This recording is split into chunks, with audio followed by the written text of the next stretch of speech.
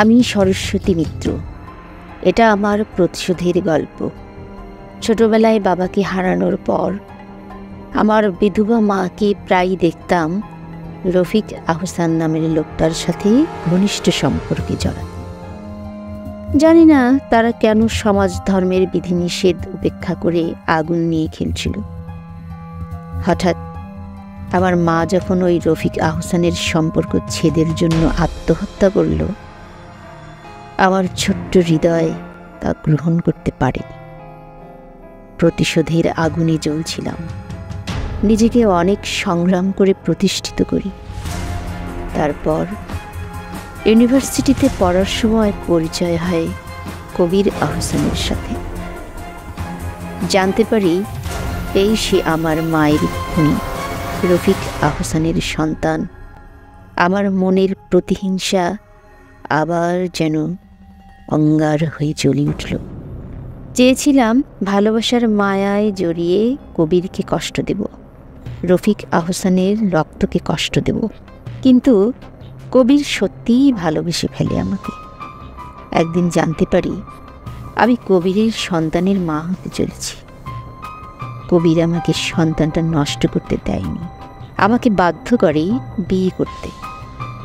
সমাজের মুখ বন্ধ করতে বাধ্য হয়ে ইসলাম ধর্ম গ্রহণ করি। শাহাদু আল্লাহ ইলাহা ইল্লাল্লাহু ওয়া শাহাদু আন্না মুহাম্মাদান আবদুহু ওয়া রাসূলুহু। আমার নাম হয় জাহানারা আহসান। এরপর ঈসার জন্ম হয়।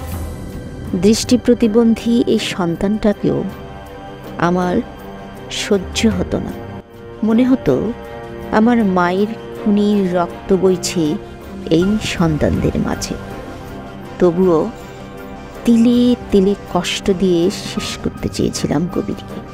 একটা মেডিসিনের ওভারডোজ দিয়ে প্যারালাইজড করে দেই কবিরকে। দুনিয়ার সামনে আমি একজন ভালো মা, ভালো স্ত্রী হলেও যখন কবিরকে কষ্ট পেতে দেখতাম তখন একটা পৈশাচিক আনন্দ অনুভব করতাম। আর এখন এসেছে আমার মুক্তির সময়। কবিরকে আমি মেরে ফেলেছি। আমি মুসা ঈসা কাউকেই সন্তান হিসেবে স্বীকার করি না, যদিও জন্ম দিতে হয়েছে। আমি চিরকাল একজন সনাতনী ছিলাম। আমার সত্তাকে বিসর্জন দিতে পারিনি। আজ আমি মুক্ত বিহঙ্গ। হয়তো আমার সন্তানেরা আমাকে সারা জীবন ঘৃণা করবে, ইতিহাস আমাকে বিশ্বাসঘাতক হিসেবে স্মরণ করবে, কিন্তু আমি আমার, শুধুই আমার।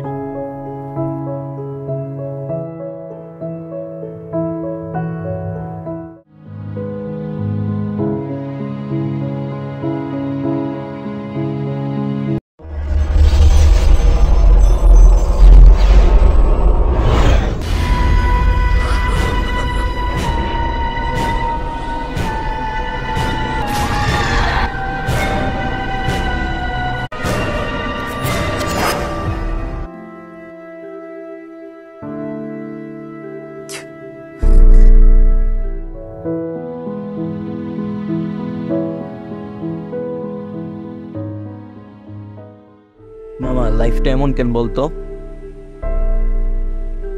আমি নাকি অবৈধ সন্তান, যারে সারা জীবন মা বইলে ভালোবাসলাম, সেই আমার অস্বীকার করলো। Just ignore the fucking society. এই লাইফটা কত ছোট বুঝিস না?